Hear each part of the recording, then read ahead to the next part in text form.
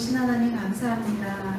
이 거룩한 주일 주 앞에 나와 예배하는 우리들 마음 가운데 임하여 주시어서 듣는 자나 선포하는 자나 동일한 하나님의 그 놀라운 말씀을 깨닫게 하시고 그 말씀대로 살아갈 수 있는 은혜를 구하여 주시옵소서.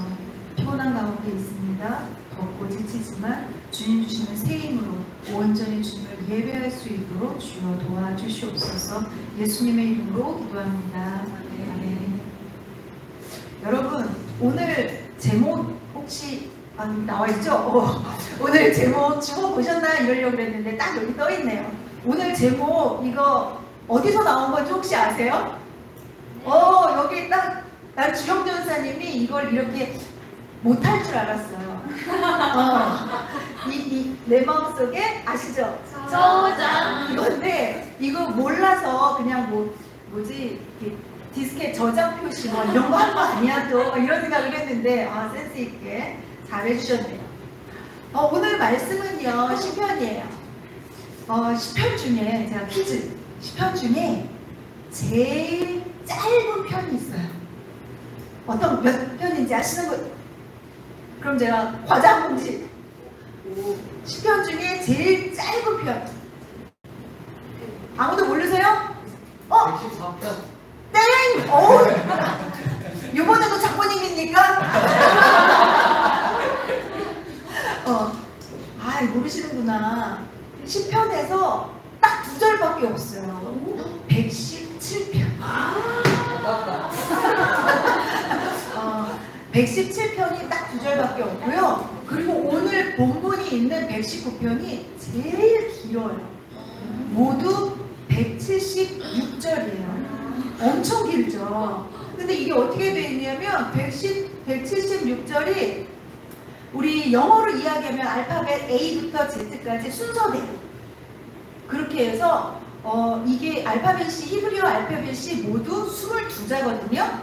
그런데 22자니까 처음에 시작하는 것에서부터 8절씩. 오늘 딱 보니까 9절부터 16절, 8절이죠. 요렇게 만들어져 있어요. 그런데 이 119편에는요, 전체적으로 나와 있는 이야기가 하나님의 말씀에 대한 이야기예요. 그래서 간혹 어떤 신학자, 목사님들, 이런 분들, 경건한 목회자들은 자녀들에게 이 시편 119편을 날마다 읽고 그 마음에 새기도록 하고 있다는 이야기를 제가 듣기도 하였습니다. 우리가 좀 전에는요, 쉬운 성경으로 읽었거든요. 이번에는 우리 개역개정으로 다 같이 한번 읽어보도록 하겠습니다. 시작! 청년이 무엇으로 그의 실을 깨끗하게 하리이까? 주의 말씀만 지킬 따름이니이다. 내가 전심으로 주를 찾았사오니 주의 계명에서 떠나지 말게 하소서. 내가 주께 범죄하지 아니하려 하여 주의 말씀을 내 마음에 두었나이다. 찬송을 받으실 주 여호와여, 주의 율례들을 내게 가르치소서. 주의 입의 모든 규례들을 나의 입술로 선포하였으며 내가 모든 제물을 즐거워함같이 주의 증거들을 도를 즐거워하였나이다. 내가 주의 법도들을 작은 소리로 읊조리며 주의 길들에 주의하며 주의 율례들을 즐거워하며 주의 말씀을 잊지 아니하리이다. 아멘. 사실은 지금 우리가 읽은 이 내용이 119편의 이 176절 안에 계속 반복적으로 이 말씀에 대한 이야기를 하고 있어요. 근데 오늘 그럼 우리가 이제 한번 우리의 삶으로 돌아와서 여러분은 지금 마음속에 어떤 질문, 어떤 고민들을 갖고 계시나요? 내 인생은 왜 이러지? 나는 왜 뭔가 이렇게 잘 풀리지가 않지? 이 직장을 계속 다녀야 돼, 말아야 돼? 내 사업은 어떻지? 내가 하고 있는 주식이나 코인이 잘 되고 있나? 어떻게 해야 돈을 많이 벌 수 있지?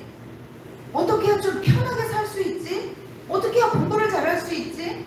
자녀가 있으신 분들은 우리 아이들을 삶을 어떻게 하면 좋지? 이런 근심과 염려들의 질문들을 우리 마음 가운데 갖고 있습니다. 좀 더 편안한 삶, 걱정 없는 삶, 또 자녀들을 향한 걱정, 이런 현실적인 질문들의 마음을 우리가 점령당하고 있어요. 물론 우리 인생 가운데 이런 질문은 당연히 있을 수 있죠. 그런데 우리의 본문을 보니까 청년이 무엇으로 그의 행실을 깨끗하게 하리까? 라는 질문을 이야기하고 있는 거예요. 그리고 바로 답을 합니다. 뭐라고 답을 하고 있어요? 주의 말씀만 지킬 따름입니다.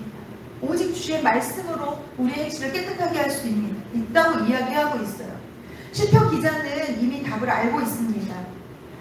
이 시편 119편의 1절은 이렇게 시작해요. 행위가 온전하여 여호와의 율법을 따라 행하는 자들은 복이 있음이요.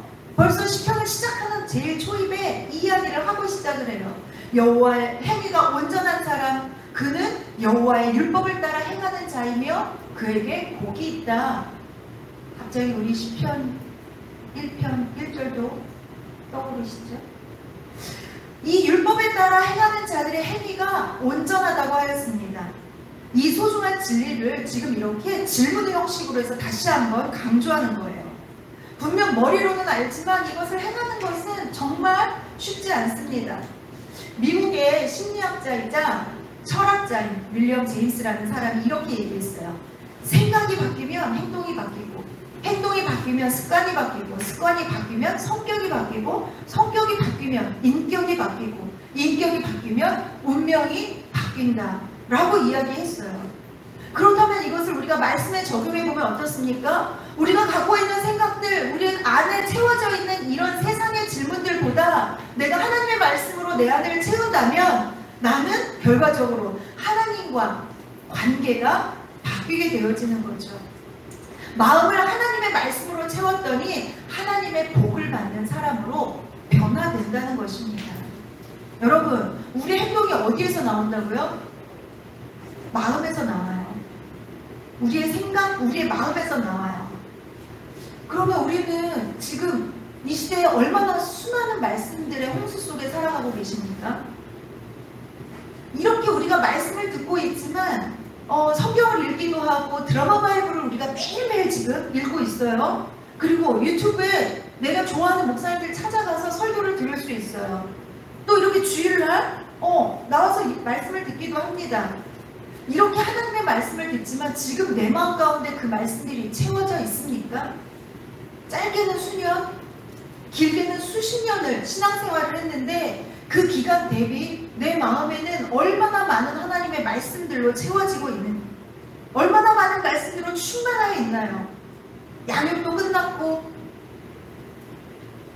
또 양육을 받고 있고 성경을 읽고 있는데 지금 내 안에 그 말씀들이 남아 있는가요?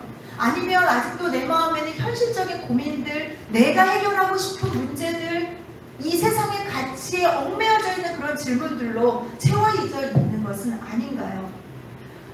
우리의 삶에 있어서 진정으로 필요한 질문은 오늘 이 시편 기자가 한 것처럼 여호와여, 청년이 어떻게 하면 그 행실을 깨끗하게 할 수 있습니까? 행실은 어디서 나온다고요? 마음에서 나온다고요. 어떻게 해야 내 마음이 깨끗해질 수 있습니까? 이런 신학적인 질문이 필요한 것이 아닌가 생각되어집니다. 여기 지금 시편을 시작할 때 청년이라는 언급이 있는데 누군가는 뭐 이 청년이 그냥 이 청년이 쓴 글이다, 시편 기자가 청년 시절에 쓴 글이다, 또 누구는 그냥 일반적으로 전체를 놓고 청년이라고 지칭한 것이다 라고 말을 하는데, 칼빈, 우리가 잘 알고 있는 칼빈은 주석에서 이렇게 이야기해요.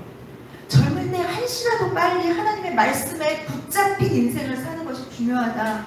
그것이 그의 성품을 만들어가고 말씀 앞에서 옳은 결정을 하게 만드는데, 곁길로 나간 청년이 다시 성숙하고 경건한 어른의 자리로 돌아오려면 너무도 그 마음이 굳어져 버려서 어렵다. 또 전도서 12장 1절은 우리에게 이렇게 얘기해요. 너는 청년의 때에 너의 창조주를 기억하라. 곧 곤고한 날이 이르기 전에 나는 아무 낙이 없다고 할 해들이 가깝기 전에. 아마 이 자리에 앉아 계신 장년들은 이게 무슨 말인지 이해가 되실 거예요. 좀 더 일찍 내가 하나님의 말씀을 붙들고 살았더라면 나의 삶의 모든 순간순간을 하나님의 말씀으로 기준하고 하나님의 말씀에 따라 결정하는 그런 삶을 살았더라면 지금보다 더 성숙한 신앙인으로 내가 살아가고 있지 않았을까 하는 후회가 있기도 합니다. 제 얘기예요, 제 얘기. 제가 이 말씀을 준비하면서 그런 후회가 제 안에 들더라고요. 내가 이 모든 것이 미숙하고 뭔가를 결정해야 하는 그때, 그냥 뜨거운 열정과 정욕이 넘쳐나는 그때 나는 무엇을 기준으로 판단했었지? 특별히 지금처럼 악과 선이 구별되지 않는, 경계가 무너져버린 이 시대를 사는 우리 청년들 어떻게 살아야 합니까? 우리는 어떻게 이 악과 선의 경계가 무너진 이 시대에 우리의 행위를 깨끗하게 할 수 있냐는 겁니다. 버클레이는 이렇게 이야기해요. 우리가 하나님의 말씀을 받아들일 때 그것을 단순한 연구 또는 독서의 대상으로만 머물지 않고 그 말씀을 온전히 받아들이면 우리가 그 말씀으로 행동하게 만든다. 여기서 해야 될 게 뭐예요? 말씀을 받아들일 때 그 말씀이 우리로 하여금 행동하게 만든다는 거예요. 성경 공부?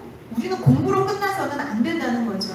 하나님의 말씀을 내 마음 안에 적극적으로 받아들일 때 그 말씀이 우리를 깨끗하게 하며 행실을 바르게 한다는 것을 믿으시기 바랍니다. 이 시편 기자가 여호와를 찾고 찾아요. 여러분, 그리스도인이 누구입니까? 하나님을 찾는 사람들이죠. 하나님이 우리에게 말씀하셨어요. 너희는 나를 찾으라. 여호와를 찾으라. 우리는 어떨 때 하나님을 찾으시나요?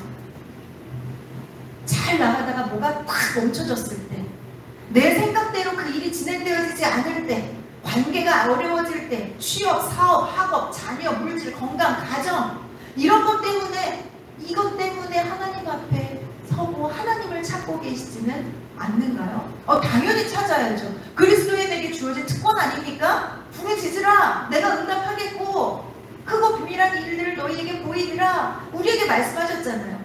그래서 우리는 분명히 찾아야 돼요. 그런데 우리가 하나님을 찾을 때 무슨 자판기처럼 동전 넣으면 콜라 팍 나오듯이 그렇게 우리가 하나님을 찾고 있는 것은 아니냐는 거죠. 시편 기자가 전심으로 하나님을 찾는 이유는 바로 이거였어요. 주의 계명에서 떠나지 말게 하옵소서. 하나님, 내가 하나님을 찾는 이유 단 하나입니다. 주의 계명에서, 주의 말씀에서 떠나지 않게 주님 저를 도와주시옵소서. 주의 계명으로 살게 해달라는 거예요. 그럼 우리 안 떠나면 되잖아요. 주의 계명에서 사는 게 행복하다는 걸 알면 안 떠나면 되잖아요. 뭐 유튜브든 뭐 릴스든 쇼츠든 우리가 접하고 있는 모든 것들에 성경 말씀만 듣고 보면 되지 않겠어요? 그런데 우리는 의지가 너무 약해요. 물론 신앙생활을 하는 데서 의지가 중요합니다. 그렇지만 의지가 전부가 되지는 않아요. 의지만 있다고 해서 신앙생활을 잘할 수 있는 것은 아니죠. 언제든지 방황할 수 있고요. 언제든지 방탕한 길로 갈 수 있고요. 내 생각을 하나님의 말씀과 비추어서 타협할 수 있고요. 이게 우리의 모습이에요. 내가 지금 하나님의 말씀에 떨어지는 것이 두려워서 시편 기자는 여호와 하나님을 찾는 거예요. 내가 하나님과 멀어지는 것이 두렵습니다.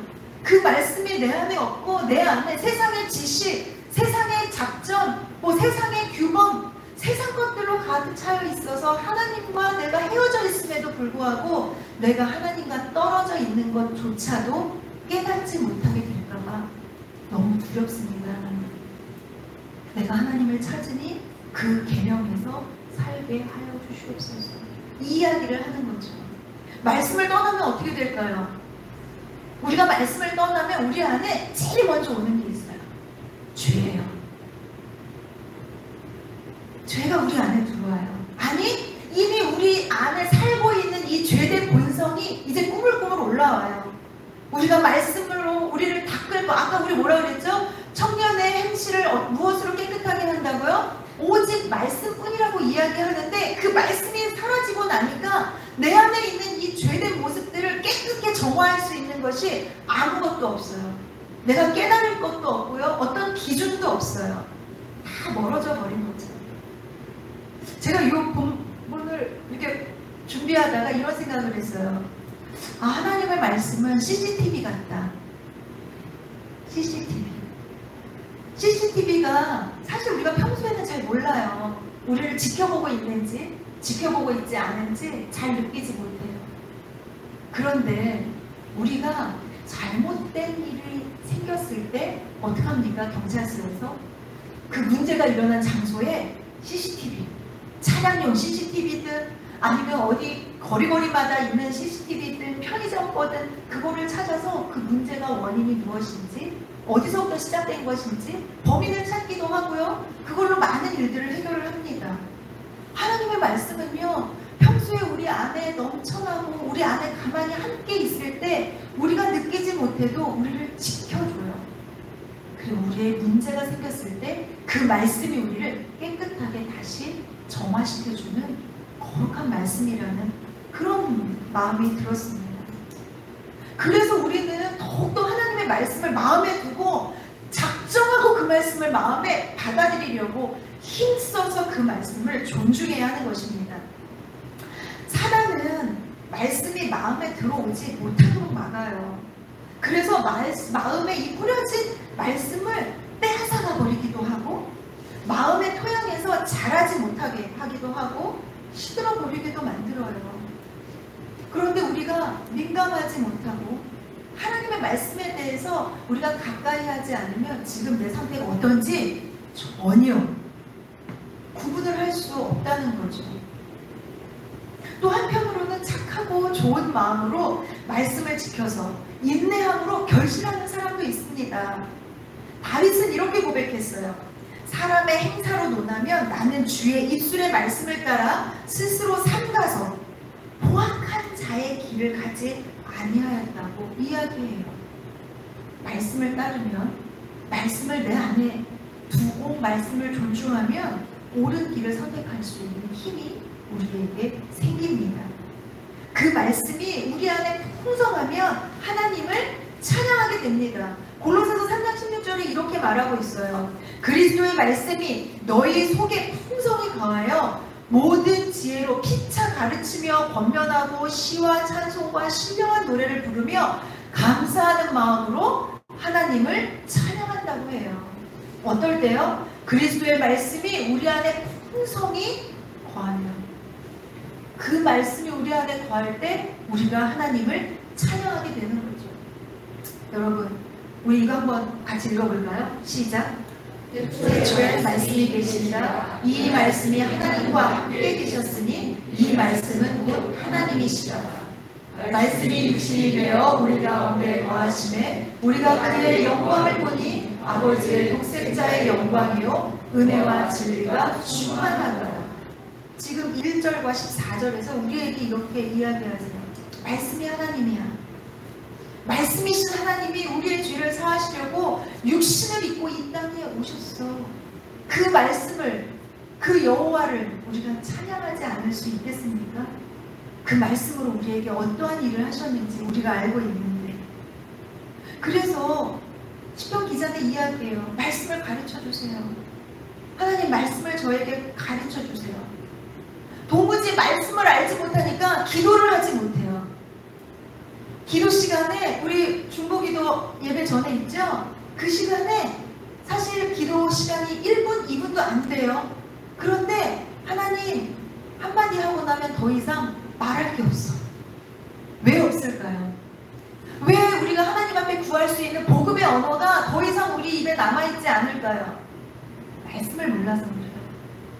말씀의 약속이 무엇인지 그것을 우리가 몰라서 그래요. 너는 강하고 담대하라. 여호수아에게 약속하시던 그 말씀, 너가 이 율법을 지키면 형통하리라. 하나님 그렇게 말씀하셨죠. 저의 이 삶 가운데 임하신 하나님, 저를 형통케 하여 주시옵소서 하신다고 약속하셨잖아요. 뭐 알아야 기도를 하죠. 여러분, 기도 못한다고 말씀하지 마시고요, 말씀을 내 마음 가운데 채우는 일에 더 열심을 내시기 바랍니다. 우리가 기도하는 것이 단순히 돈 잘 벌고 사업 잘 되고 내가 이 세상에서 좀 남들보다 나은 삶을 살기 위해서 기도하는 것이 아니라 하나님의 말씀에서 떠나지 않고 하나님 말씀과 가깝게 더 살아갈 이루어지기를 위하여 기도하는 것이죠. 우리 좀 긴 말씀이시지만 이 말씀 한번 읽었으면 좋겠습니다. 신명기 11장 18절부터 21절이에요. 시작. 이러므로 너희는 나의 이 말을 너희의 마음과 뜻에 두고 또 그것을 너희의 손목에 매어 기호를 삼고 너희 미간에 붙여 표를 삼으며 또 그것을 너희의 자녀에게 가르치며 집에 앉아있을 때에든지 길을 갈 때에든지 누워있을 때에든지 일어날 때에든지 이 말씀을 강론하고 또 내 집 문설주와 바깥문에 기록하라. 말씀으로 살래요.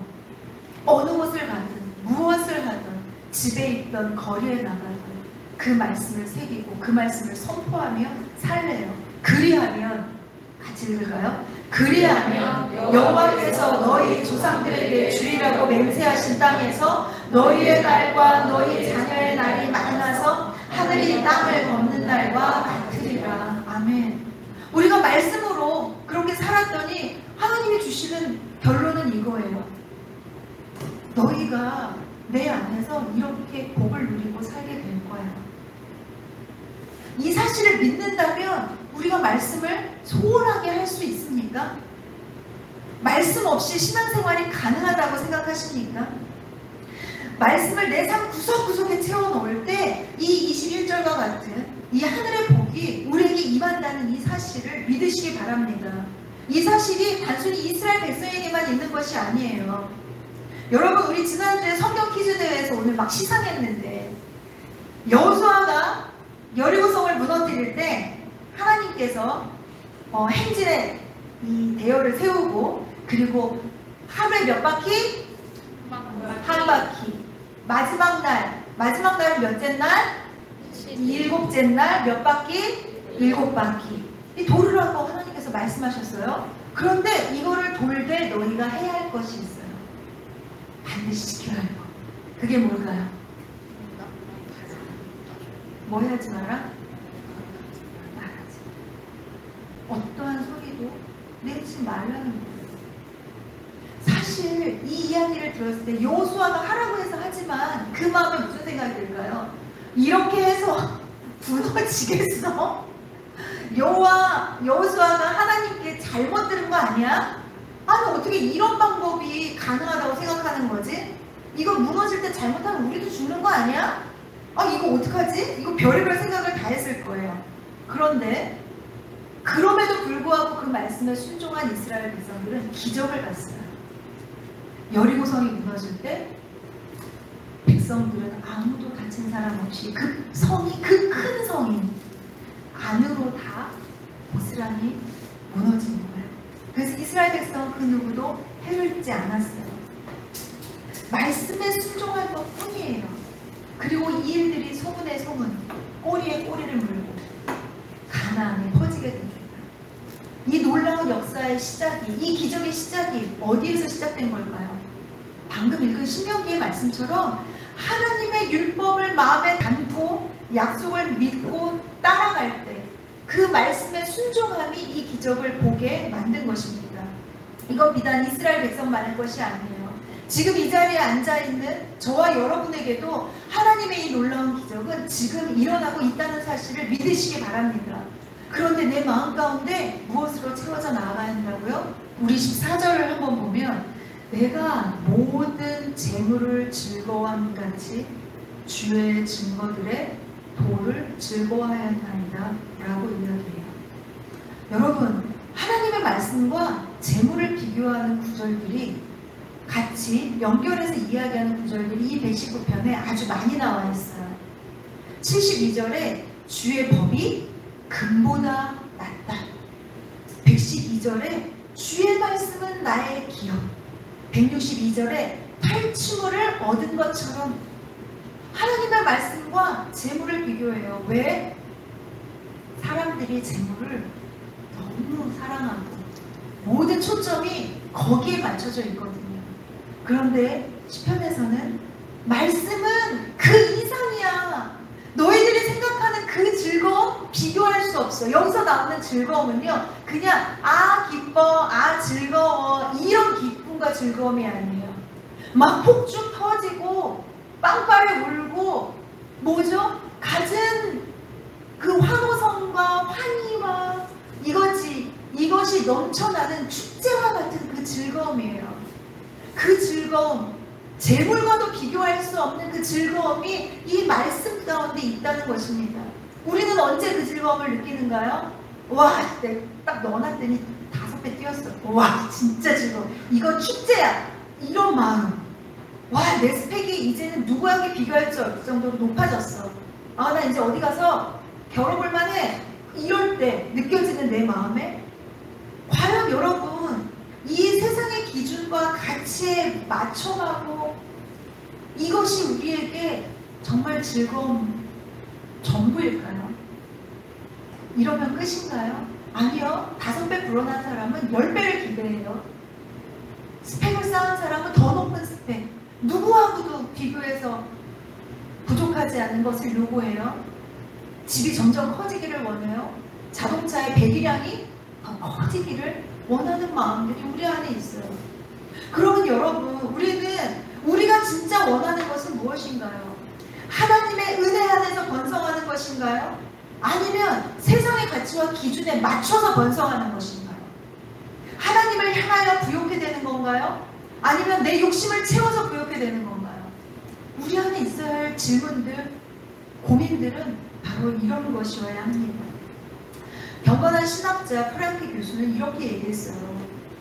성경을, 어떤 장을 그저 눈으로 읽고 마음의 생각은 주목하지 않은 채 읽어버리고 책을 닫아버렸다면 읽었던 것은 즉시 다 사라진다. 그런 경우 성경 전체를 여러 차례 읽어도 우리 자신 속에 경건과 헌신의 정도가 더 높아진다는 것을 발견하지 못한다. 성경을 그냥 습관적으로, 의무적으로 그냥 해치우듯이 그렇게 읽고 덮어버리면 그 말씀이 내 안에서 살아서 역사하지 못해요. 믿음의 행시, 이건 뭐예요? 눈으로 그냥 습관적으로 읽는 것은 아무 의미가 없다는 거예요. 한 절을 읽어도, 한 장을 읽어도, 오늘 하나님께서 그 말씀을 통해서 나에게 무엇을 말씀하시려는 거지? 태초에 하나님이 천지를 창조하셨느니라. 이 말씀이 내게 어떤 의미가 있는 거지? 그 창조가 내 삶 가운데 어떻게 영향을 주고 있지? 하나님의 말씀은 지금 나에게 무엇이라고 이야기하고 있지? 믿음의 행실이 없이는 말씀이 아무 유익이 없어요. 그걸 우리는 기억해야 합니다. 우리는 조금 더 이 말씀을 통해서 능동적인 사랑의 습관, 그 말씀 때문에 내가 움직여지는 것, 그 말씀, 나를 움직이게 만드는 그 하나님의 거룩한 말씀 가운데 나를 맡길 필요가 있어요. 그런데요, 이 모든 것을 감당하며 나아가는 것이 우리의 힘으로 너무 쉽지 않아요. 이 모든 일에 성령님의 감동하심을 위한 끝없는 기도가 반드시 필요합니다. 아까 얘기했던 것처럼 우리의 의지는요, 너무 약해요. 우리는 정말 이길 수가 없어요. 우리를 공격하는 여러 가지 환경, 악한 사단, 여러 가지 세상의 어떤 그런 규칙들, 우리는 이걸 이길 수 있는 힘이 없어요. 그래서 우리는 기도하며 나아가야 합니다. 그래서 주님께서 우리에게 이렇게 약속하셨어요. 보혜사, 곧 아버지께서 내 이름으로 보내실 성령, 그가 너희에게 모든 것을 가르치시고 내가 너희에게 말한 모든 것을 생각나게 하리라. 아멘. 성령님이 계십니다. 여러분 안에 성령님이 계세요. 그 주님이 약속하신 성령께서 우리로 하여금 깨닫게 하시고 우리를 가르치셔요. 이제 결론입니다. 주님, 무엇으로 나의 행실을 깨끗하게 할 수 있나요? 오직 주의 말씀입니다. 그 말씀을 마음에 새기며 말씀이 주는 축제와 같은 그 즐거움으로 인해서 하나님을 찬양하고 살겠습니다. 우리 안에서 이런 말씀을 향한 고백들이 넘쳐나기를 원합니다. 그 말씀의 길, 그 말씀의 그 증거들의 길을 우리가 이렇게 노래하며 날마다 읊조리며 묵상하며 이렇게 걸어 나아갈 때 우리를 지켜주시고 이 땅의 다음 세대들을 지켜주시고 우리가 해야 할 것들은 그 자녀들에게 또 말씀을 전하는 것, 그것이 우리가 해야 되는 것이죠. 내 마음속 깊이 저장되고 그 저장된 말씀이 이 말씀을 성령님께서 생각나게 하시고 가르치실 때 여러분 거부하지 마세요. 그 말씀을 떠오르게 하실 때 그 말씀에 순종할 수 있는 저와 여러분이 되시기를 간절히 소원합니다. 잠언에 이 말씀이 있어요. 훈계를 굳게 잡아 놓치지 말고 지키라. 이것이 내 생명이니라. 이 잠언의 말씀에서 하나님 아버지의 마음이 느껴지지 않으시나요? 제발 훈계를 굳게 잡아 놓치지 말고 지켜라. 이것이 너의 생명이야. 이게 너의 살 길이야. 지금 너의 삶이 힘들고 외롭고 괴롭고 슬프고 아파? 어떻게 해야 할지 모르겠어? 그 길을 밝혀주시는 것은 바로 이 말씀밖에 없어. 말씀이 너의 길이 될 거야. 예수님, 내가 그 길이요 진리요 생명이니 라고 말씀하셨습니다. 너희 자녀에게 가르쳐라. 다음 세대가 이 세상에서 생명을 얻고 살아갈 길은 이것뿐이다. 우리는 함께 기도해야 할 책임이 있는 우리예요. 모든 상황 속에서 하나님의 말씀을 기뻐하고 듣고 지치지 않고 우리가 함께 기도해야 하는 것입니다. 이 시간 하나님의 법이 생명이라는 것을 기억하시고 내가 의지하고 내가 살아왔던 그 모든 것 이제 내 머릿속에서 막 내 마음속에서 막 착착착 하는 그 세상의 질문들과 세상의 고민들을 내려놓고 주님만 의지하는 저와 여러분이 되시기를 간절히 축원합니다.